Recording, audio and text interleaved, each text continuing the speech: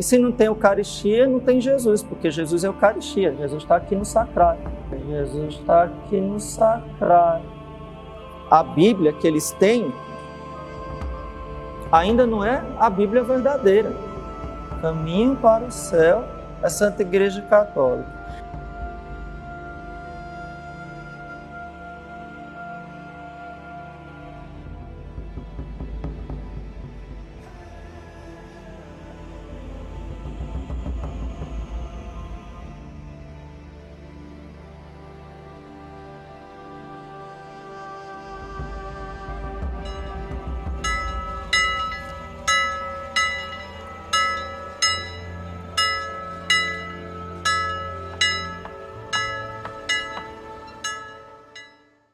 E aí, pessoal, beleza? Chegamos a 1000 inscritos.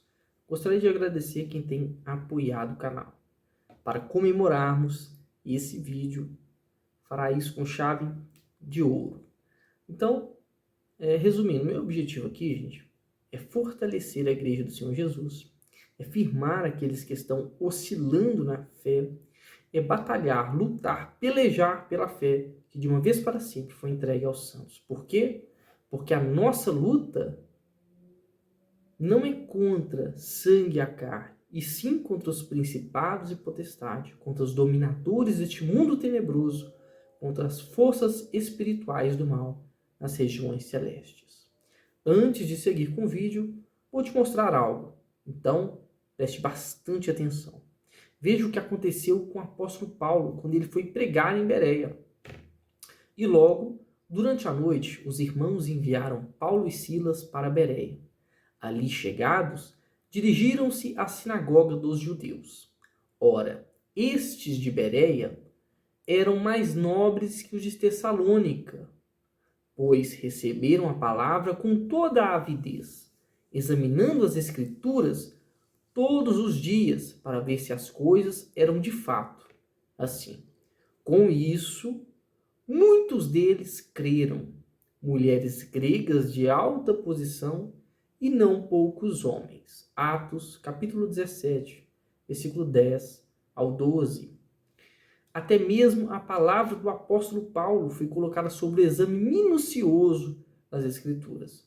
Os bereanos examinavam as Escrituras todos os dias para ver se aquilo que o apóstolo Paulo tinha pregado era de fato verdade. Imagina o apóstolo Paulo pregando na minha frente. Aí eu vou lá e digo amém, né? Porque aparentemente está tudo certo, estou acompanhando a pregação dele ali com as Escrituras. Mas todo dia eu estou ali conferindo para ver se aquilo que ele falou está realmente correto. Imagina, quem sou eu para julgar a palavra do apóstolo Paulo? Mas os judeus de Bereia, eles fizeram isso. E porque eles fizeram isso, muitos creram depois de confirmar que aquilo que ele estava dizendo estava de acordo com as Escrituras. Mas e você? Você tem acreditado em qualquer coisa? Se você não acredita em tudo que te falo, mas qual é o seu critério para saber se algo é verdadeiro ou não? A emoção? A tradição que vem de família, passada de geração em geração? Ou você tem feito como os bereanos? Os judeus de Bereia examinavam, colocaram à prova das Escrituras, cada palavra que saía da boca do apóstolo Paulo. O texto diz que eles examinavam as Escrituras todos os dias, para ver se aquilo que o apóstolo Paulo tinha falado estava de acordo com as Escrituras. A palavra de Deus vai dizer que por causa disso, por causa desse exame das Sagradas Escrituras, muitos creram. Os bereanos julgaram aquilo que o apóstolo Paulo estava falando pelo exame das Escrituras. A lente que eles utilizaram para julgar a palavra do apóstolo Paulo foi as Sagradas Escrituras. Jesus disse para você seguir cegamente aquilo que você escuta, pelo contrário. Veja você mesmo o que ele disse. Examinais as Escrituras, porque julgais ter nelas a vida eterna, e são elas mesmas que testificam de mim. João 5,39. O próprio Jesus disse para você examinar as Escrituras. Por quê? Porque porque julgamos ter nelas a vida eterna. E essa mesma palavra, são essas mesmas escrituras que testificam no nosso coração a respeito do Senhor Jesus. Elas dão testemunho do Senhor Jesus. Jesus disse: as palavras que eu vos tenho dito são espírito e vida. O que eu quero dizer com tudo isso? Julgue, meu irmão, minha irmã, tudo aquilo que você tem escutado, mas não julgue pela emoção. Julgue utilizando as lentes das Sagradas Escrituras, para ver se aquilo que você está ouvindo está de fato em acordo com as Escrituras. Se não estiver de acordo com as Escrituras, então isso não dá testemunho de Cristo. Se não estiver de acordo com as Escrituras, então foge. Aprenda a questionar aquilo que você tem ouvido, seja de um pastor ou de um padre. A sua vida eterna vale muito mais que um mero palpite. Vale muito mais que um orgulho. Sua vida eterna vale muito mais que uma mera religião. Para te falar a verdade, não estou aqui preocupado nem com o catolicismo, nem com o protestantismo, nem com o Lutero. Para te falar a verdade, pouco me importa essas coisas, né? Estou me importando, na verdade, com a sua vida, com a sua salvação, tá? Então, estou aqui para isso. Diante de tudo isso, o que devemos fazer? Jesus vai dizer em Mateus, no capítulo 7, versículo 24 ao 27, o que nós devemos fazer diante de tudo isso, né, que eu mencionei. Jesus disse assim: todo aquele, pois, que ouve estas minhas palavras e as pratica, será comparado a um homem prudente, que edificou a sua casa sobre a rocha. E caiu a chuva, e transbordaram os rios, sopraram os ventos, e deram com ímpeto contra aquela casa, que não caiu, porque foi edificada sobre a rocha. E todo aquele que ouve estas minhas palavras e não as pratica, será comparado a um homem insensato, que edificou a sua casa sobre a areia. E caiu a chuva, e transbordaram os rios, e sopraram os ventos, e deram com ímpeto contra aquela casa. E ela desabou. E foi grande a sua ruína. Espero que você, depois desse vídeo, seja como aquele que ouve as palavras do Senhor Jesus e as pratique. Fazendo assim, você será como o homem que edificou a sua casa sobre a rocha. E vieram as chuvas, transbordaram os rios, sopraram os ventos e deram com ímpeto contra aquela casa, mas ela não caiu. Por quê? Estava edificada na religião? Estava edificada na emoção? Não, porque ela estava edificada sobre a rocha, que é o próprio Senhor Jesus. Quero fazer nesse vídeo como os bereanos fizeram ao examinar o que o padre Leonardo Wagner disse, à luz das Sagradas Escrituras, para ver se de fato as coisas são assim.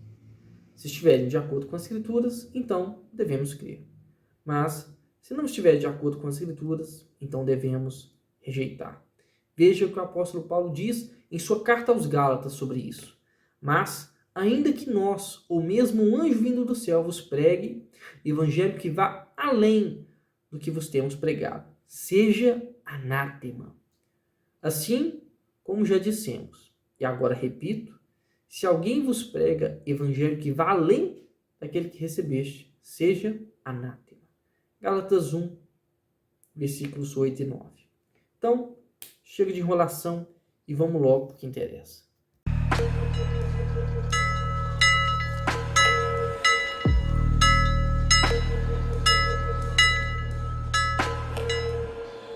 Esses dias mesmo, acho que foi hoje, uma pessoa me perguntou na internet: ô padre, eu sou evangélica, eu estou errada? Eu disse: tá, claro que tá.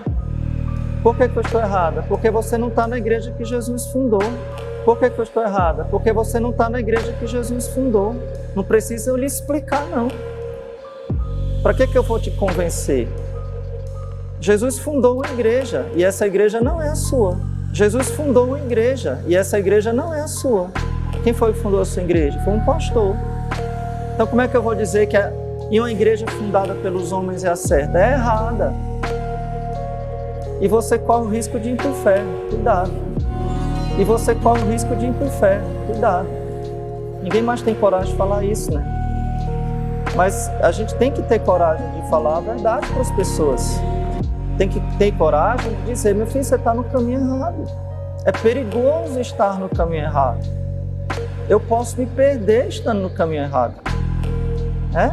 Eu posso me enganar. Veja, nas seitas protestantes não tem a verdade completa do Evangelho.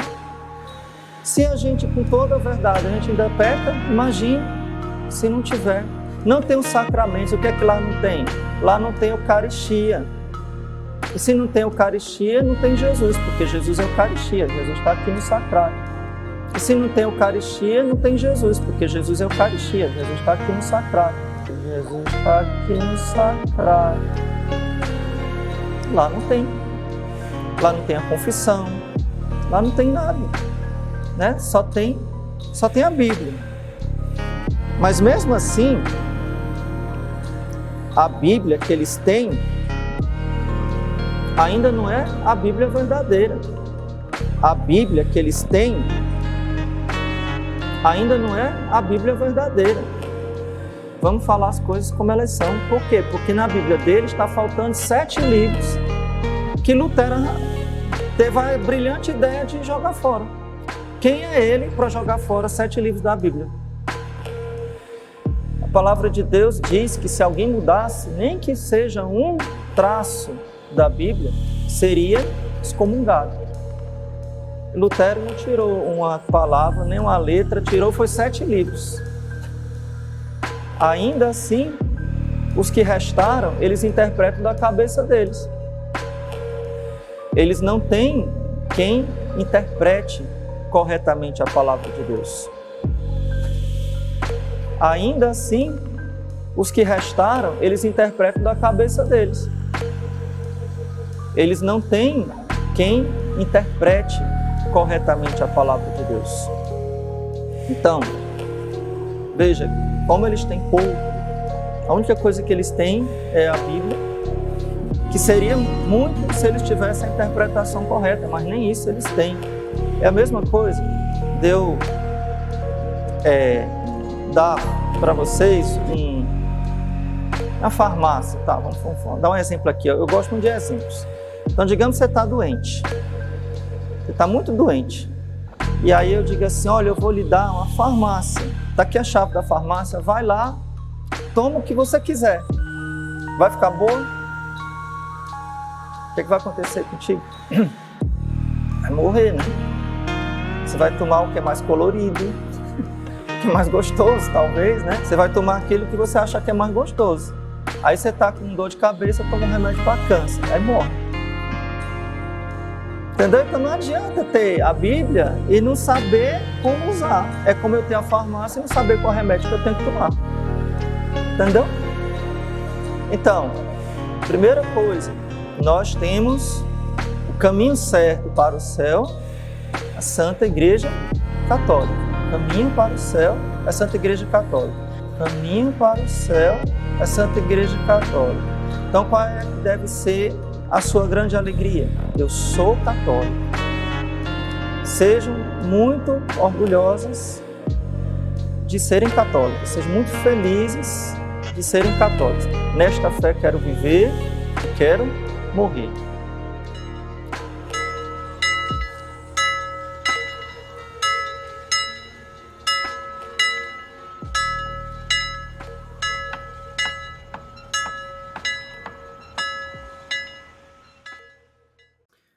Bom, eu quero deixar bem claro que eu não sou possuidor da verdade, que eu não estou livre de errar. A palavra de Deus, ela é a única verdade inerrante, infalível, eterna.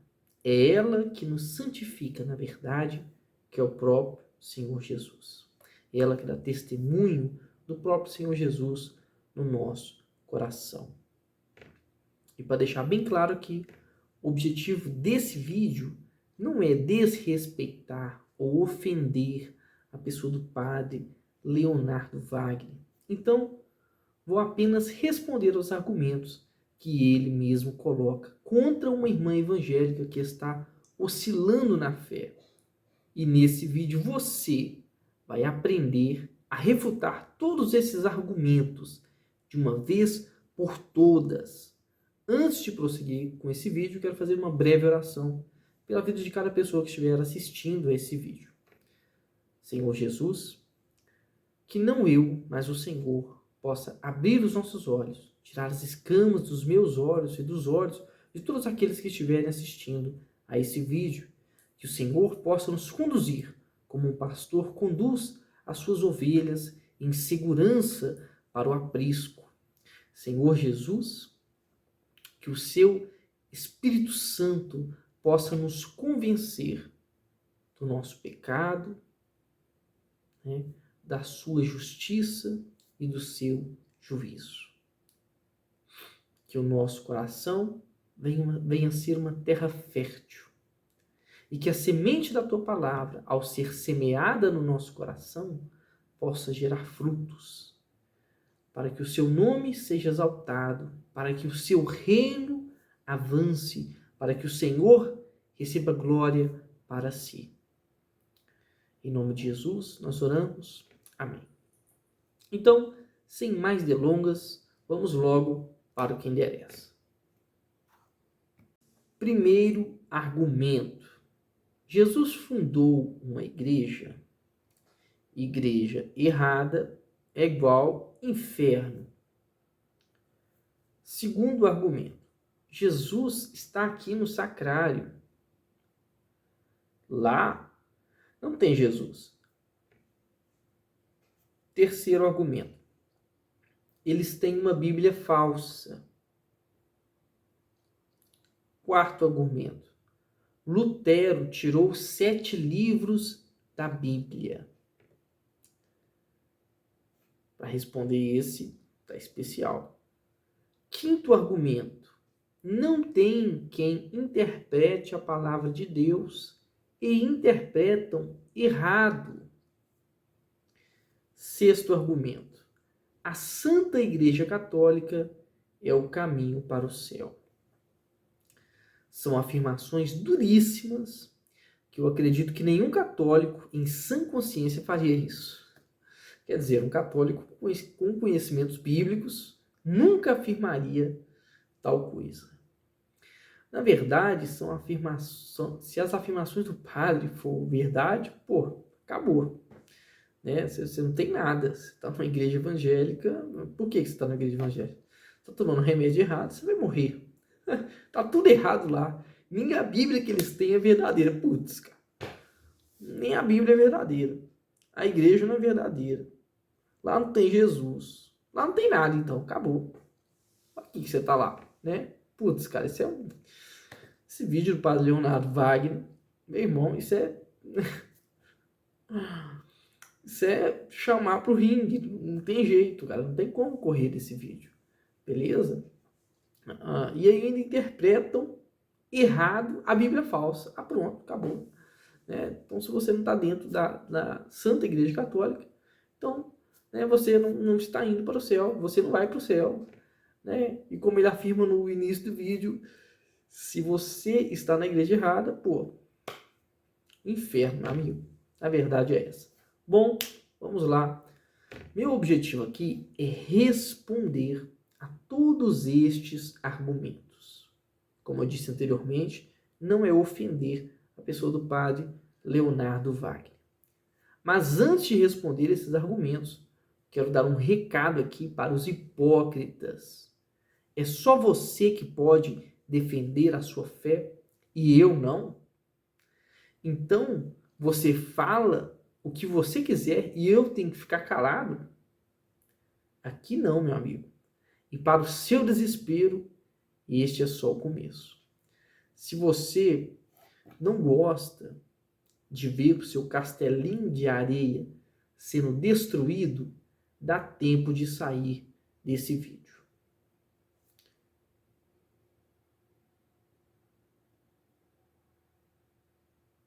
Bom, se você ficou depois dessa contagem, então vamos ao primeiro argumento. Você não está na igreja que Jesus fundou. Nessa afirmação, o padre Leonardo Wagner diz que Jesus fundou uma igreja. Bom, eu nem preciso refutar isso. Quem refuta isso é o próprio Senhor Jesus. Duvida?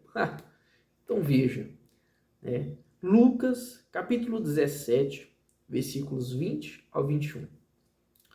O reino de Deus não vem com aparência visível. Nem dirão, ele está aqui ou lá está ele, porque o reino de Deus está entre vocês. Observe que os fariseus perguntam a Jesus: onde está o reino de Deus? Quando viria o reino de Deus? Jesus poderia ter dito: o reino de Deus estará na minha igreja, virá na igreja que eu mesmo fundei, em Vaticano, em Roma. Ou será... Cara, é um absurdo, né? Ou será que a igreja que Jesus fundou não é o reino de Deus? Então, vamos lá. Jesus, ele fundou uma igreja. Se Jesus fundou uma igreja, então essa igreja, ela é o reino de Deus. Jesus sendo Deus, porque nós, reformados, protestantes, como vocês dizem, nós acreditamos nisso também. Jesus, ele é Deus. Então, Jesus, sendo Deus, ele fundou uma igreja. A igreja que o próprio Deus fundou não seria aonde ele reinasse? Não seria o próprio reino de Deus? Podemos afirmar isso? Ou será que a igreja que Jesus fundou não é o reino de Deus? Como eu disse, se Jesus é Deus, e ele se o próprio Deus funda uma igreja e ela não é o reino de Deus, então, se a igreja que Jesus fundou não é o reino de Deus, então é reino do quê? Vamos lá. Que implicação que isso teria? Se Jesus fundou uma igreja, eu posso dizer que o reino de Deus está ali. Se Jesus fundou uma igreja, então você pode afirmar isso. O reino de Deus está ali. Mas o próprio Senhor Jesus agora vai refutar essa mentira, dizendo, observe o versículo 20, o reino de Deus não vem com visível aparência. Nem dirão, ele está aqui, ou lá está ele, porque o reino de Deus está entre vocês. O reino de Deus não vem com aparência visível. Quer algo mais visível que o país mais rico do mundo, o Vaticano? Mas Jesus disse que o reino de Deus não vem com aparência visível. Logo, se não vem com aparência visível, irmão, Jesus não fundou, tá? O próprio Jesus disse, o reino de Deus está aqui, o reino de Deus está ali. O reino de Deus está entre vocês. Jesus assim, aonde houver um ou dois reunidos em meu nome, ali eu estarei presente. Tá ok. Respondido isso deixa um vácuo. Isso deixa um vácuo. Tá, então quem é a igreja de Cristo e onde ela está? João 1, versículo 12, vai dizer assim, mas a todos quantos o receberam, recebeu Jesus, deu-lhes o poder de serem feitos filhos de Deus, a saber, aos que creem no seu nome. Observe o versículo, Mas a todos quanto o receberam, todos que receberam a Jesus, o que acontece com essas pessoas? Deu-lhes o poder, né? Deu-lhes o poder de serem feitos filhos de Deus. A saber quem? Aqueles que estão na Igreja Católica. A saber quem? Aqueles que seguem cegamente um Papa, né? Não, meu amigo. O versículo está falando a saber aos que creem no seu nome. A esses, aos que creem, aos que o receberam, ao Senhor Jesus, e creem no seu nome, a esses foi dado o poder de serem feitos filhos de Deus. Não é todo mundo que nasce filho de Deus. Não é porque você foi batizado que você é salvo, né? Que você é salvo, que você agora é filho de Deus. Não. Observe esse versículo novamente. Mas a todos quanto o receberam, receberam a Jesus. A estes, o que acontece com essas pessoas? Deu-lhes o poder de serem feitos filhos de Deus. Então, a partir daquele momento que eles receberam Jesus, eles são feitos filhos de Deus. A saber quem? Aos que creem no seu nome. Aos que creem no seu nome.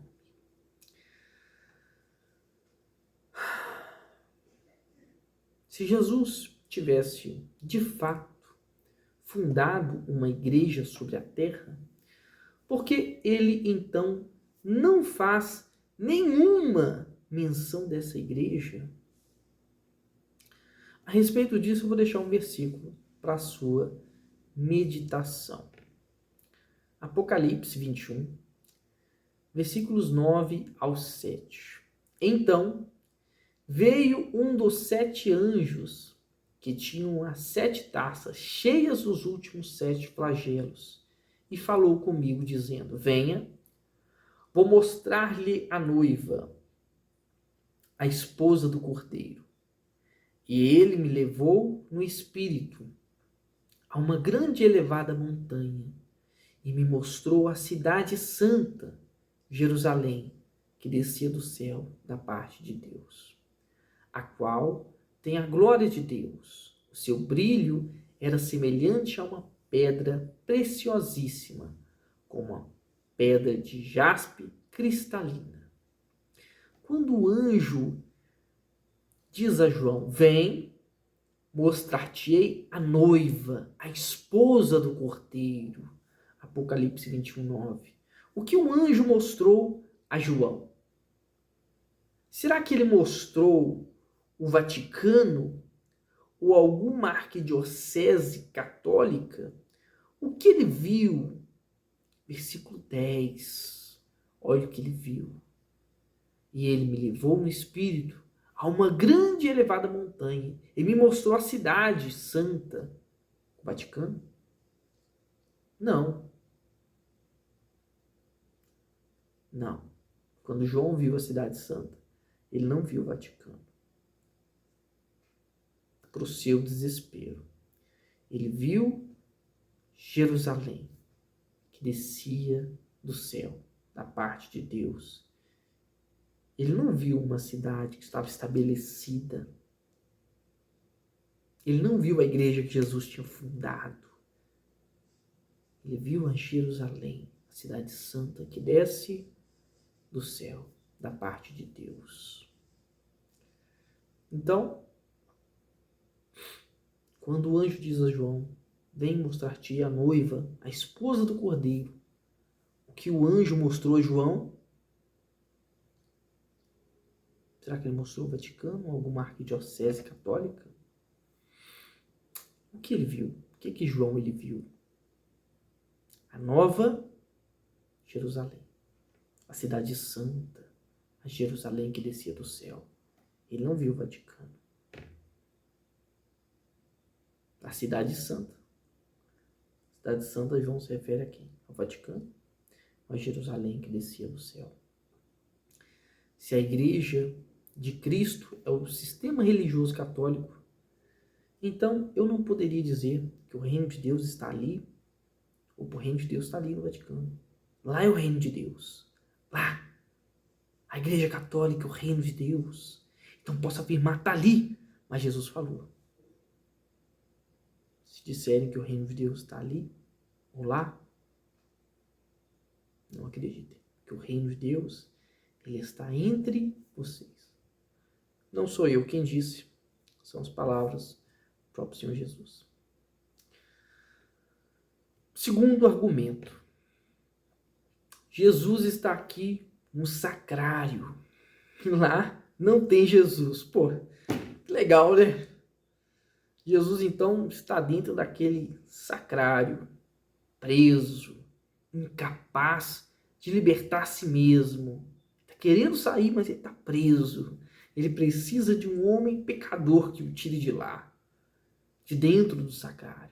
Porque se ninguém tirar ele de lá, logo ele estará preso. Uma pequena prisão de Jesus. Vamos deixar ele guardadinho ali, né? Quando for preciso, nós vamos te dar Jesus.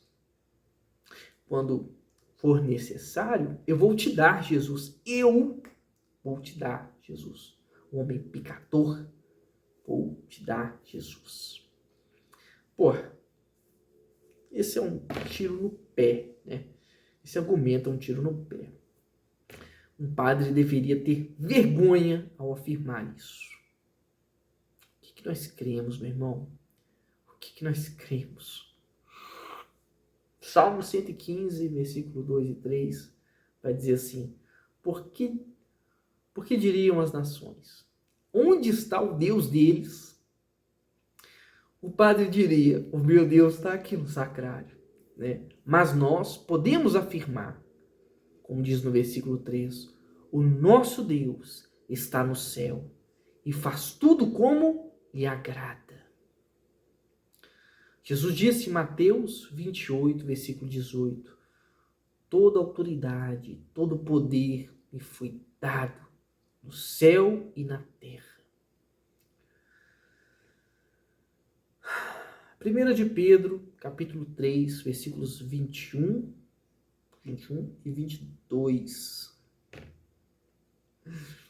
Por meio da ressurreição de Jesus Cristo, que depois de ir para o céu, Jesus não foi para o sacrário, foi para o céu. Ele está onde? No sacrário? Não, ele está à direita de Deus, ficando-lhe subordinados os anjos, potestades e poderes. Nosso Deus, ele está no céu, faz tudo que lhe apraz. Resumindo aqui, para não ficar mais feio, né, do que isso para o padre, o meu Jesus não está preso, incapaz, indefeso, dentro de um cofre, uma caixinha, um sacrário. O meu Jesus não está preso numa cruz. O meu Jesus está vivo, ressuscitou em carne, tem todo o poder no céu e na terra. Está sentado à destra de Deus Pai.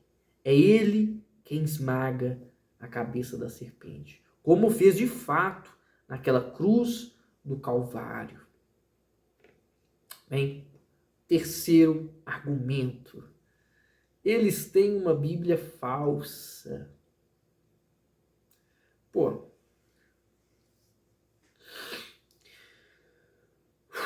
vamos lá. Vamos parar para pensar. A nossa Bíblia tem 66 livros. Preste atenção. A Bíblia Católica tem 7 livros a mais. Mas o restante é igual. Então, o padre está dizendo que os 66 livros são falsos. Preste atenção. A Bíblia evangélica tem 66 livros. A católica tem 7 livros a mais. Mas os mesmos 66 livros são os mesmos 66 livros que tem na Bíblia católica. Então, se os 66 livros da Bíblia protestante são falsos, então a Bíblia católica só tem 7 livros. que o padre prega? Só 7 livros, então? Esquece o Evangelho, então esquece o Antigo Testamento, vamos ficar somente com os apócrifos. Não é verdade? Um padre afirmar isso é um tremendo constrangimento. Acredito que os católicos do mundo inteiro estão envergonhados ao escutar uma afirmação tão tola quanto essa. Nem precisa argumentar aqui, tá? O próprio argumento dele já refuta ele mesmo. Todos os livros que tem na Bíblia, os evangélicos, também tem na Bíblia Católica. Então, se os mesmos livros que tem na Bíblia Católica e tem na Bíblia Evangélica são falsos, então vai te restar aí 7 livros. Tá? Resumindo, o padre vai ter que rasgar ou queimar 66 livros, porque vão sobrar somente 7 livros, que são os verdadeiros, segundo a afirmação do padre. Vou até pular para a próxima, porque essa daqui eu já nem preciso argumentar mais nada. O próprio argumento do padre, né, já contradiz ele mesmo, tá bom? Já é um tiro no pé. Quarto argumento. Lutero tirou 7 livros da Bíblia. Bom, pessoal, é o seguinte. O terceiro argumento e o quarto estão dentro do mesmo assunto, beleza? Que é a Bíblia Sagrada, qual que é a Bíblia certa, católico, evangélico. Como eu já dei a minha opinião, respondendo ao terceiro argumento, né? Então, eu trouxe algo especial aqui para você, tá? Um debate que aconteceu, tá? Aqui no Brasil, entre um padre teólogo e um irmão evangélico teólogo também. Um debate muito disputado, tá? Sobre essa questão dos 7 livros a mais. Então, fiz um pequeno recorte para não deixar o vídeo muito longo, tá? Então, apenas uma pequena parte desse debate aqui, que são as duas posições, né? Aqui você vai ver a posição católica, o que um padre, um teólogo católico defende em relação a esses livros, né? E o que eles utilizam também para atacar. E o que o irmão evangélico ele defende a nossa posição, e ele vai até além, defende uma posição histórica dos pais da igreja sobre esses 7 livros. Então, quem sou eu para argumentar da mesma forma, né, que um teólogo ou que um padre? Então, vou deixar as duas opiniões aí. Quem ganha esse debate, né, sou eu e você. Beleza? Então, bora lá. Um bom dia na graça e na paz de Jesus. Eu sou o pastor César Cavalcante e mais uma vez, para a glória de Deus, está no ar mais uma edição do debate da Rádio Musical FM. Nós vamos juntos até o final dessa programação e que Deus nos ajude a termos um bom programa, que o Espírito Santo trabalhe na minha, na sua, nas nossas vidas e que juntos eu e você exaltemos e glorifiquemos o nome do Senhor, porque Ele é bom, porque a sua misericórdia dura para sempre. Qual Bíblia, na sua opinião, é a Bíblia verdadeira? A Bíblia católica, que traz 73 livros, ou a Bíblia evangélica, ou a Bíblia protestante, que traz 66 livros? Então, na tua opinião, qual Bíblia é a verdadeira? Para debater esse tema hoje, estamos recebendo aqui um padre católico e um irmão evangélico. Então, eu estou recebendo hoje aqui o padre Cleodon Lima, ele é bacharel em teologia pela Faculdade de Teologia, pastor Cícero Canuto de Lima, ele pertenceu à Assembleia de Deus e fez teologia por lá também. É bacharel em filosofia pelo Seminário Bom Jesus de Aparecida, São Paulo, tem licenciatura em filosofia pela Universidade de São Francisco, em São Paulo. É bacharel em teologia pelo Instituto Teológico Pio XI, no Salesiano, em São Paulo. Tem licenciatura em teologia pela Pontifícia Studiorum Universitas Salesiana, lá em Roma. É pós-graduado e especializando-se em Sagradas Escrituras, lato sensu, pela Pontifícia Faculdade de Teologia Nossa Senhora da Assunção, aqui em São Paulo. É mestre em Teologia Sistemática pela Congregação na área de Sagradas Escrituras, pela Pontifícia Faculdade de Teologia Nossa Senhora da Assunção. Exegeta, escritor, tradutor, professor, pregador, homiliasta também, trabalha aí com a questão de tradução e interpretação dos textos bíblicos e apresentação dos mesmos, apresentador de TV, cantor, de tudo isso eu só estou espantado aqui com cantor, cantor, compositor, conferencista.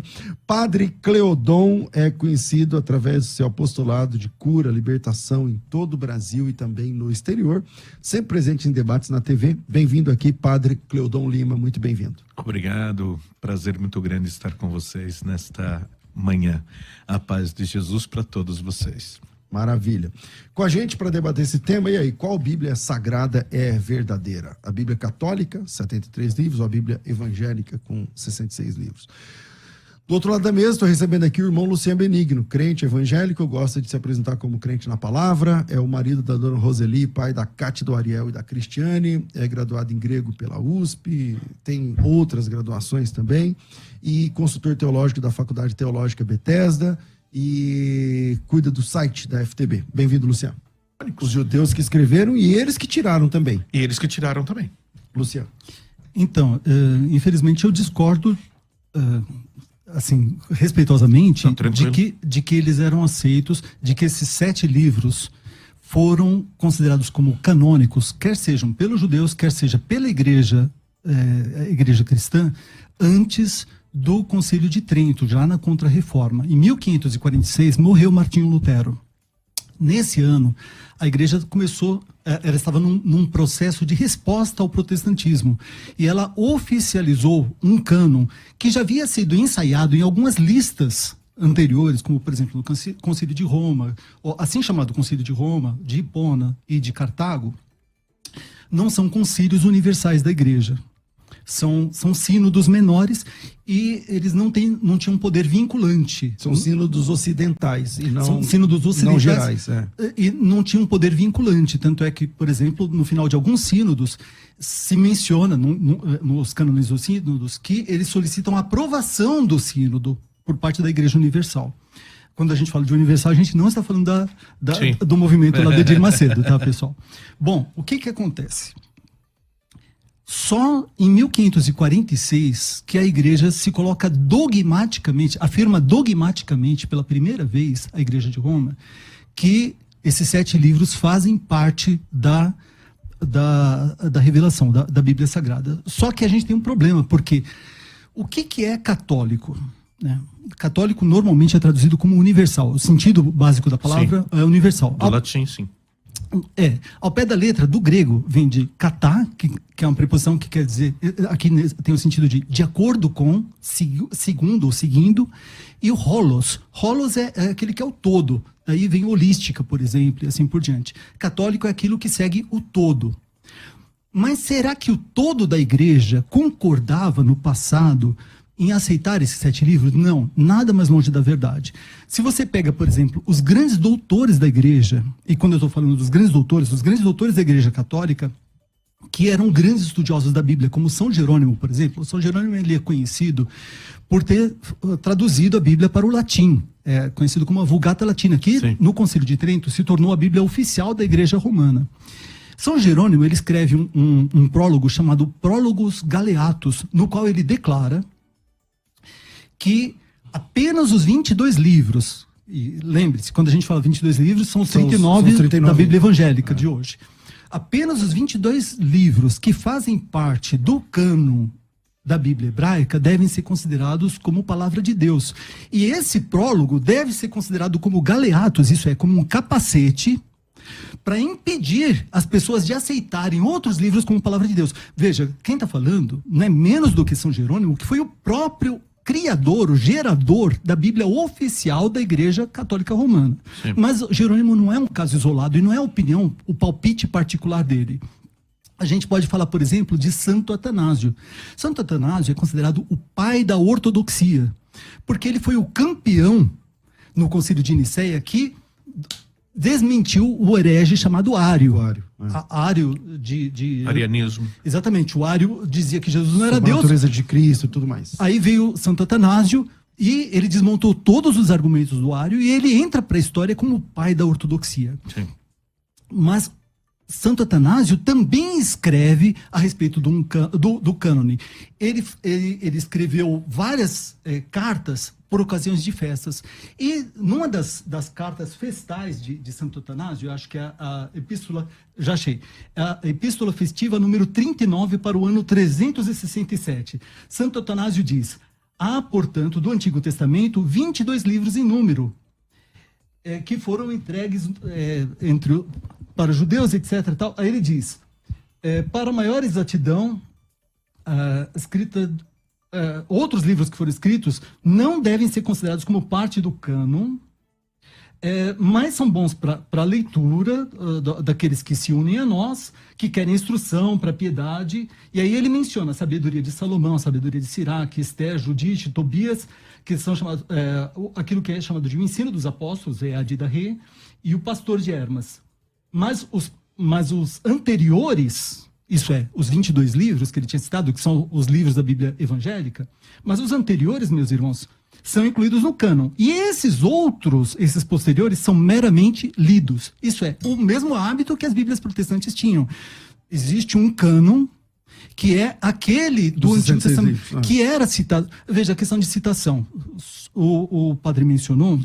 Seu tempo está acabando, Luciano. O padre mencionou que a carta de Judas menciona a assunção de Moisés, livro de Enoque, etc. É verdade.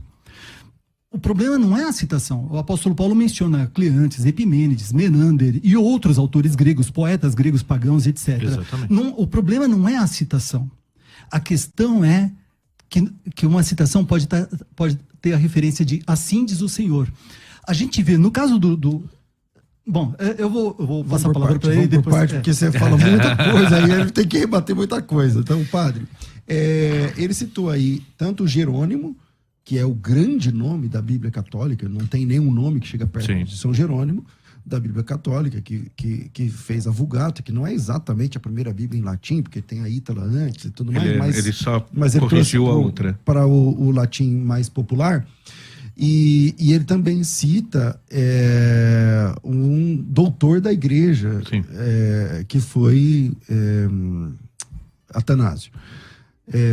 Parece que está bem documentado historicamente que a Bíblia verdadeira, ela tinha 22 livros. Quando eu falo 22 livros no Antigo Testamento, gente, para quem não tem conhecimento mais técnico, os 22 livros da Bíblia hebraica é porque Crônicas é um livro só, Esdras, Neemias para eles é um livro só e tal. São os mesmos 39 livros da Bíblia evangélica. Então, os 39 livros da Bíblia evangélica do Antigo Testamento correspondem aos 22 da Bíblia judaica. Bem, nós estamos falando de um livro que nem é nosso, né? A gente não tem que ir pelo o que o Jerônimo pensa ou o que o Atanásio pensa. A gente pegou um livro dos judeus, é um livro sagrado deles. Quem vai dizer que é sagrado ou não é o judeu. Depois vem a Igreja Católica, que adota os livros da religião judaica. Então o senhor fica nesse momento contra o próprio Jerônimo? Não é contra. Deixa eu explicar. É todo um processo histórico e a gente precisa entender o processo histórico. Nós pegamos os livros do judaísmo, que são esses 22 livros, ou 39, como queira. Nós adotamos esses livros aí, tá? Por quê?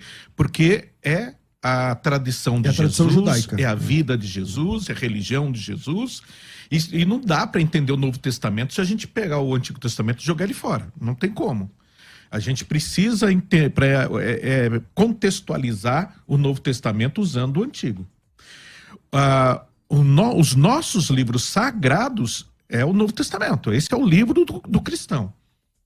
Que não estou dizendo que o Antigo não seja. Nós pegamos, a Igreja Católica assumiu como um livro canônico, como um livro dela, né? Mas esse livro aí, quem pode dizer que aquele livro é sagrado, não é sagrado, é o judeu. Não é nem a Igreja Católica. A Igreja Católica adotou esses livros como sagrados, porque para os judeus esses livros eram respeitados.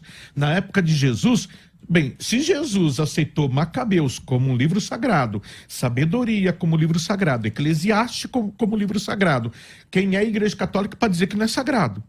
Então o que a igreja fez foi só reconhecer. A igreja reconheceu. Aí existe um processo. Então tinha vários, vamos dizer assim, cânones. Uns, até Marcião, que era considerado quase que herege para muita gente. Em alguns cânones... Para toda a gente, quase, né, o Marcião, porque os católicos e evangélicos vão dizer que ele era... Tinha o cânon de Ario, tinha o cânon de Marcião, tinha o cânon de vários, tinha muitos propostas de cânon. Propostas, né? Em uns entrava Apocalipse, em outros não entrava Apocalipse. Para muitos, a Didaché, que seria como se fosse um catecismo dos primeiros cristãos, né? Era canônico, era para ter entrado. Pastor de Hermas. Pastor de Hermas também. Era para ter entrado. Só que daí, uns aceitavam, outros não aceitavam. Por isso teve o concílio. Então, mas aí a gente está falando de livros do Novo Testamento. Então, livros do Novo Testamento, através dos concílios... Tá não. Ok. Estávamos falando dos 22 livros, que são os 39 do Antigo Testamento até então. Sim, mas quando você cita Apocalipse, Pastor de Hermas e Didaché, a gente está falando do cânon do Novo, que não está em debate. Sim, mas... Que o cânon do Novo Testamento católico ou evangélico é o mesmo. Sim, só que daí foi aprovado no Concílio de Trento que ele falou ali, entendeu? No Concílio de Trento que foi se fechando o cânone e foi dizendo, não, a Didaché não vai ser inspirada, é um livro que deve ser lido, Apocalipse de Pedro é um livro que pode ser lido, Apocalipse de Maria pode ser Pastor lido. De Hermas, que é tipo um Apocalipse também. O Apocalipse de Paulo pode ser lido, mas não devem ser considerados canônicos. Agora, quando ele fala assim de quarto Macabeu, aí a gente está falando de Antigo Testamento, entendeu? Por isso que tem que diferenciar.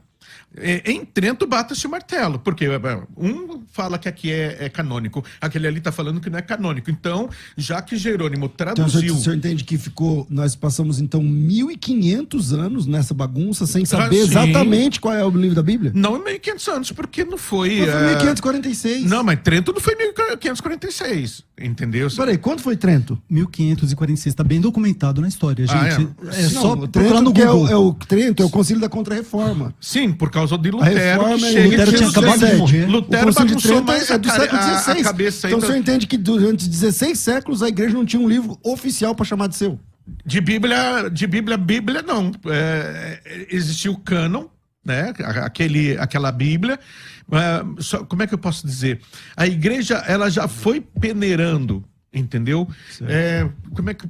Deixa eu te explicar. Enquanto, por exemplo, a Espanha, a Itália, a França aceitam 23 livros, a Alemanha aceita 26 livros. Bem, a Rússia aceita 27 livros.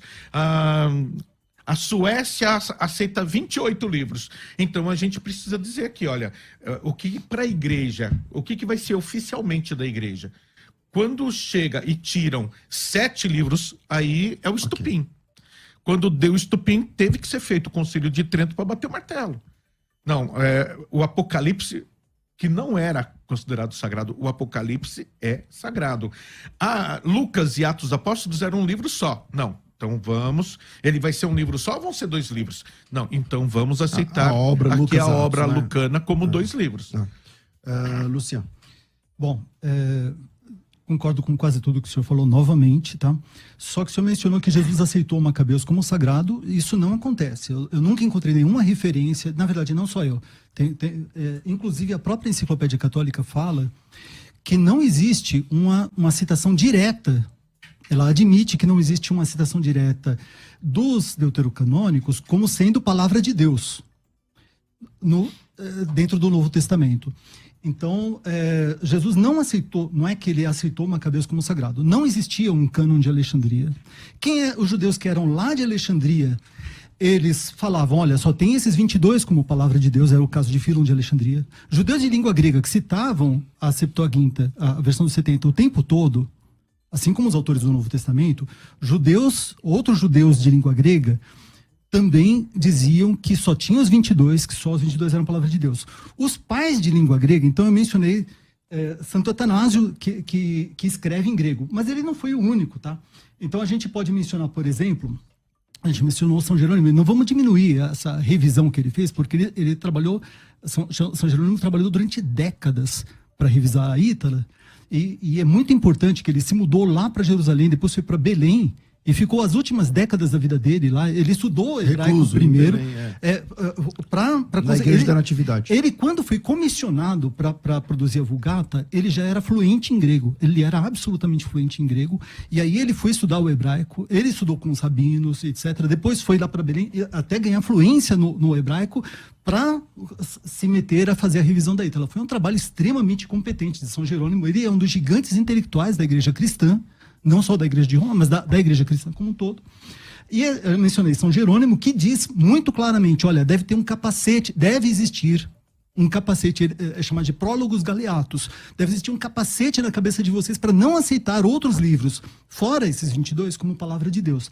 A gente considera o testemunho de Santo Atanásio, que é o gigante da ortodoxia, mas também devemos mencionar São João Damasceno, São João de Damasco, da Síria, que também defende o cânon dos 22 livros.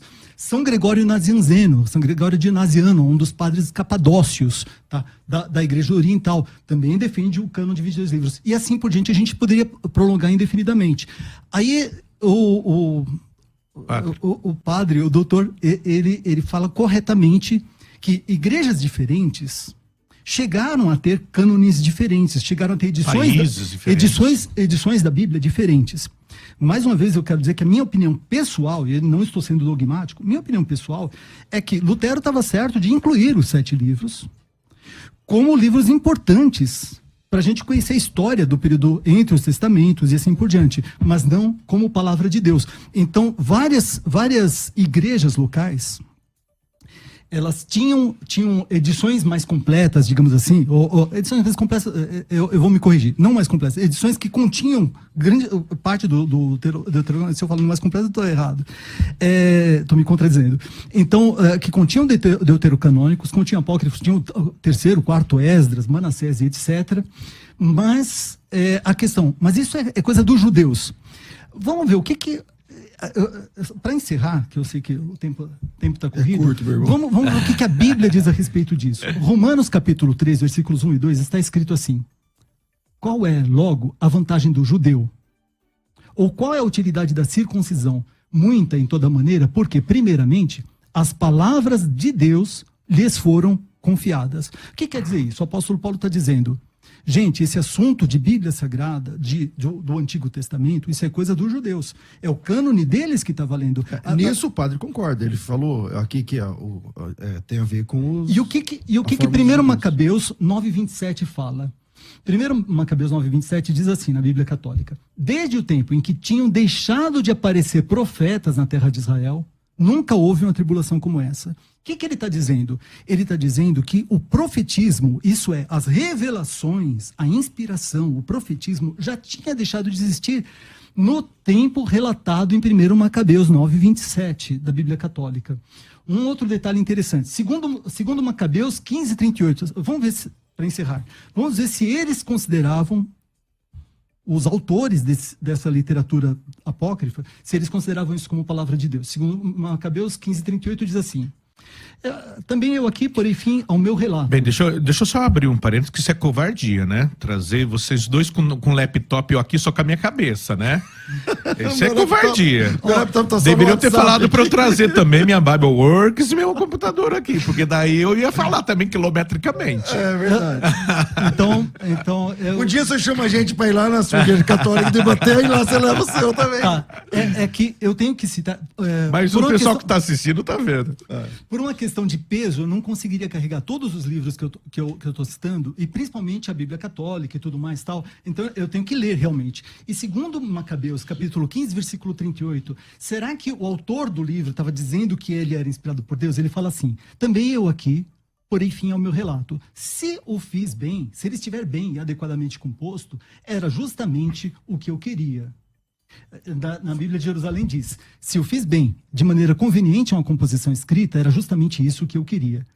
Se escrevi vulgarmente e de modo medíocre, Isso é o que eu pude fazer, fiz o melhor que pude. Quando ele diz isso, ele está dizendo claramente, olha, esse foi um esforço meu, e não coloque em Deus a culpa se esse esforço é um esforço limitado, medíocre, etc. Isso não é palavra de Deus. Quem começou? Eu comecei com quem?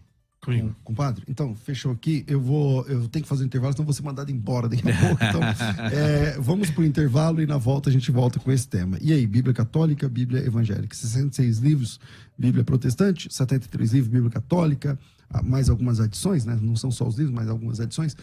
Então, vira aí, a gente volta já. Quinto argumento. Não tem quem interprete a palavra de Deus. E interpretam errado. Um pouco lógico isso daqui, para responder essa pergunta. Precisa só de um pouco de lógica, um pouco de raciocínio.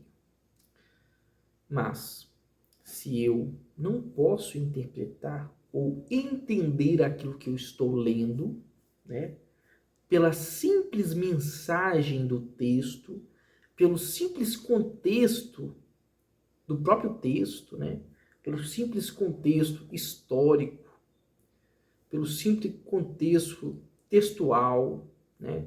Eu simplesmente lendo. Então eu não posso entender aquilo que eu estou lendo, né? Eu não posso interpretar na minha mente. Eu vou ler ali um salmo. Opa, mas eu não posso interpretar esse salmo, não posso entender. Isso vai contra cara, isso vai contra a sua inteligência pessoal. Isso vai contra a sua inteligência pessoal. Tá? E se eu não posso interpretar, então quem deve interpretar por mim? Uma outra pessoa visando seus próprios interesses, tá? E aqui, gente, seguinte, a gente não vê isso só na Igreja Católica, não, tá bom?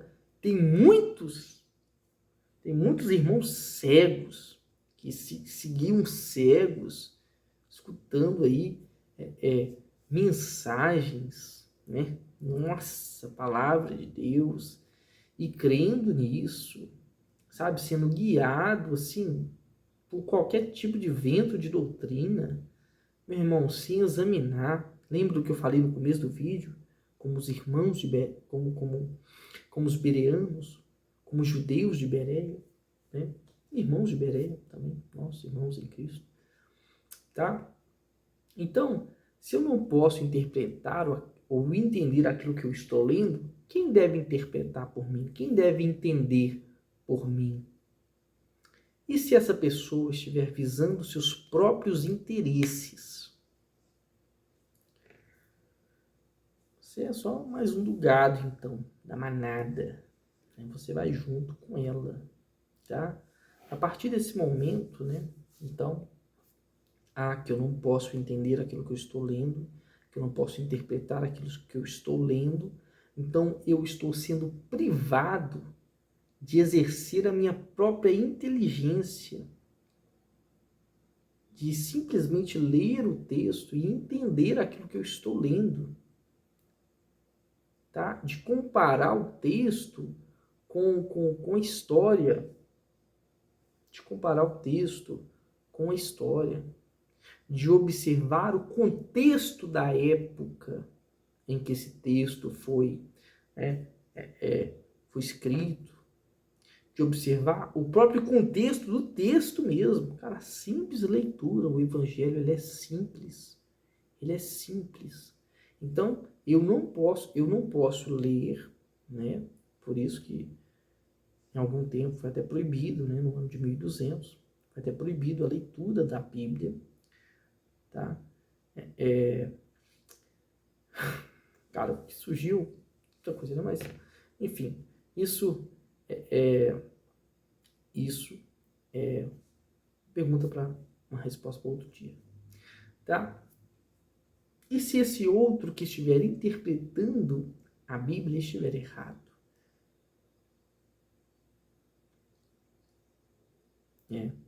Então, se eu não posso entender aquilo, ler e entender aquilo que eu estou lendo, né? se não posso entender aquilo que eu estou lendo, interpretar nem na minha mente, então eu vou ser conduzido pelo interesse de outro. Né? E se esse outro estiver errado? Então, logo um cego estará guiando outro cego, e ambos cairão na cova. Porém, quando se diz a respeito à palavra de Deus, meu irmão, essa cova não tem volta. Talvez, né, aqueles que estão hoje no inferno, se eles pudessem voltar, como o rico e o Lázaro, que Jesus fala, se o rico pudesse voltar, ele te avisaria para você crer em Jesus e não ir para lá. Quanto vale a sua alma? Vale a pena seguir qualquer coisa sem examinar à luz das Escrituras? Lembra daquilo que eu falei no início? Dos judeus de Bereia que examinaram o que o próprio apóstolo Paulo em vida estava dizendo? A beleza, então, né? Beleza. Então, o Papa é maior que os apóstolos, né? O apóstolo Paulo, os bereanos julgaram a palavra do apóstolo Paulo, e o apóstolo Paulo não falou nada, não impediu eles. Né? O apóstolo Paulo poderia ter dito para eles, olha, eu sou apóstolo, e você tem que me escutar, e você não pode, né, ir contra aquilo que eu estou dizendo, porque aquilo que eu estou dizendo é a continuação da palavra de Deus. Então você não pode ir contra a minha palavra. Putz, cara. Então, o Papa, ele é maior que o apóstolo Paulo. Porque ninguém pode questionar a sua exatidão.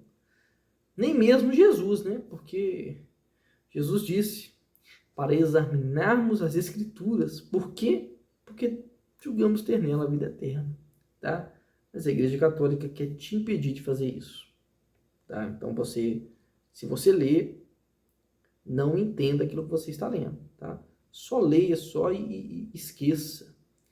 Só leia e esqueça. É isso que eles querem. Né? Leia e fique sem entender nada. Né? Pô, cara. Então, nem precisava ler, né? Pô, é o que muitos católicos fazem. Nem lê mesmo. Essa que é a verdade. Vai aceitando tudo aí, sem questionar nada, tá? Mas não espere uma recompensa de Deus por ficar na cegueira de propósito. A única recompensa que terá vai ser igual a daquele homem que edificou a sua casa sobre a areia. Ele não edificou a sua casa sobre as palavras de Jesus, sobre a rocha, sobre o próprio Cristo. Ele edificou a sua casa sobre a areia, sobre outra coisa, longe das Escrituras, longe de Cristo, né? E deram de ímpeto contra aquela casa, e ela caiu, foi grande a sua ruína. Você não seja como esse homem.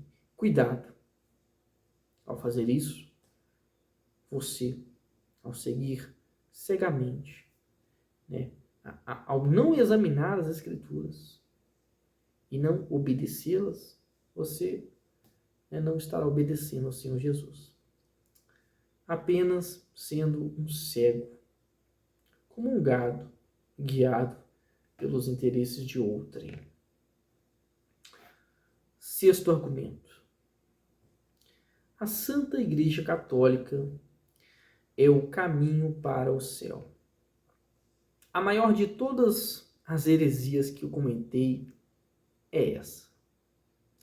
Com um único versículo, eu vou desfazer esse argumento como um sopro. Jesus disse, eu sou o caminho, a verdade e a vida.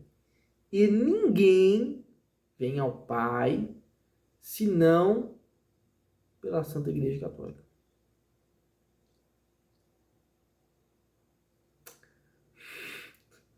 Pelo Papa. senão por mim. Ninguém vem ao Pai, senão por mim. O que o padre disse, né? Que ninguém vai ao céu se não for, né? Se não estiver dentro da Igreja Católica. Tá? O padre disse que é a Igreja Católica. E aí? Quem está certo? Jesus falou que ninguém vai ao Pai se não for por ele. Mas o padre disse que ninguém vai ao Pai se não for pela Igreja Católica.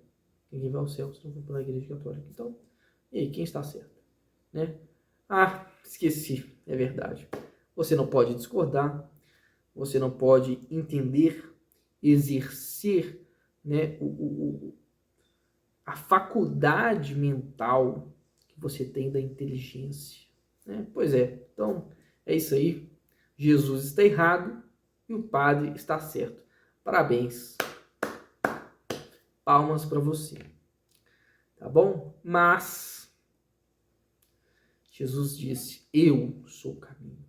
Ninguém vem ao Pai senão por mim.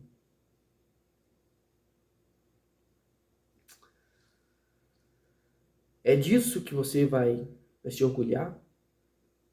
Como diz o padre, né, que você tem que se orgulhar disso. É disso que você vai se orgulhar diante de Deus? De ser um cego que foi guiado pelos interesses de outro? É disso?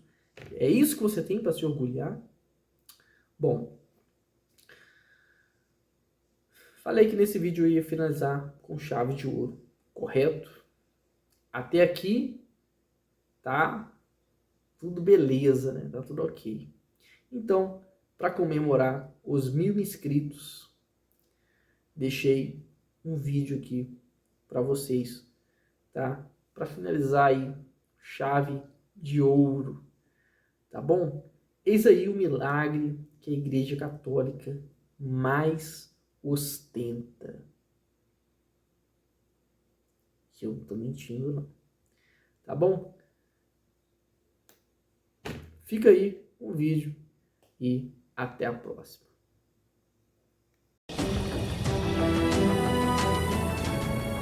Os ossos descobertos sob o Vaticano na década de 40 revelam um homem de idade certa no lugar certo e na hora certa. É notável que todas aquelas provas diferentes estejam relacionadas daquele modo particular. As provas das inscrições e restos arqueológicos convenceram Paulo VI de que aqueles eram os ossos de Pedro. E naquelas circunstâncias ele fez um anúncio dramático para o mundo e aos fiéis que os ossos de Pedro, o fundador da igreja em Roma, haviam sido encontrados. Imagine a empolgação do bispo de Roma e dos especialistas do Vaticano. Os ossos encontrados sob a basílica são os mesmos ossos expostos pelo Papa Francisco pela primeira vez em 2013. Mas seriam de fato os ossos de Pedro? Quando o Vaticano diz coisas como achamos que estes são os ossos de Pedro, ninguém tem a liberdade de confrontá-los e contestar essa alegação. O Vaticano crê que maiores investigações científicas são desnecessárias porque os ossos foram autenticados. Mas desde a descoberta dos ossos, o trabalho de Margherita Guarducci foi duramente criticado. Há alguns problemas nas alegações de Guarducci e a primeira são as inscrições. Há uma inscrição na parede. Ela foi escrita de maneira encurtada, não sabemos como termina.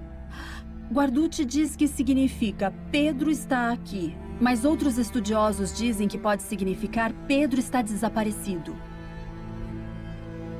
Acho que parte da história de Guarducci foi que ela queria muito encontrar Pedro. E ela tinha muito conhecimento, mas também a vontade. E quando se junta essas duas coisas, você corre um risco, o risco de talvez extrapolar, de ir além dos fatos. Até agora, todos os arqueólogos envolvidos no estudo dos ossos de Pedro foram aprovados pelo Vaticano. Nenhum estudioso de instituições públicas teve acesso aos ossos de Pedro. E até estudiosos independentes terem acesso aos ossos, nunca saberemos de fato qual é a verdade. Como o Vaticano recusa maiores análises científicas, talvez nunca saibamos se os ossos são mesmo de Pedro. É bem compreensível que o Vaticano recuse mais análises, porque o resultado pode ser negativo. Além disso, não há nenhuma prova cabal de que Pedro tenha de fato pisado na cidade eterna. Sem algum tipo de prova concreta, é muito difícil afirmar que Pedro esteve mesmo em Roma. Como os católicos pensam que o Papa tem um papel muito especial em trazer a mensagem de Deus para a Terra, justamente por ele ser um descendente de Pedro, é importante que Pedro tenha estado lá. Caso contrário, com certeza as bases da Igreja Católica começam a ruir.